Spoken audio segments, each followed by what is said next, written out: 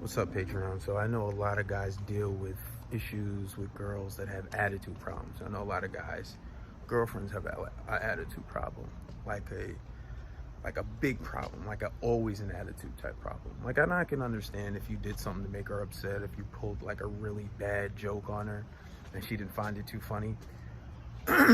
Or it just could be a situation where you did something to really piss her off if she has an attitude momentarily. Those type of things, you know, don't really entertain it. You say, oh babe, what's wrong? You give her one shot. You give her one shot at talking about it, and if she doesn't take it, then fuck her. You don't entertain it. She'll get over it. Just ignore her until she's over it. You can't let that bother you. But if you have a girl that has a chronic attitude problem, you have to start to separate yourself from that situation and let her know that I'm not going to deal with this. So how do you do that? I don't necessarily want you guys just cutting her off for days at a time, because, you know, no contact and dread game is something that it will definitely get you results, but it's a little extreme. You want to start small.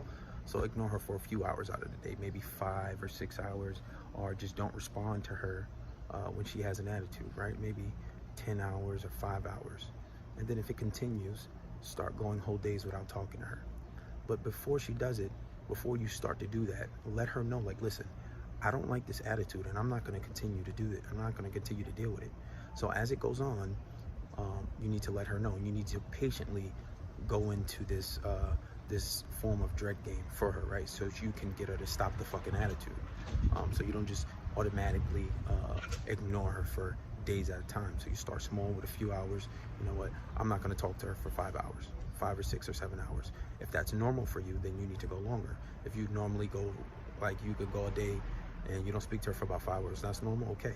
But if that's not normal, then make it smaller. And if it is normal, make it longer, maybe 10 hours, just a few hours, right? And then if she continues, go a whole day.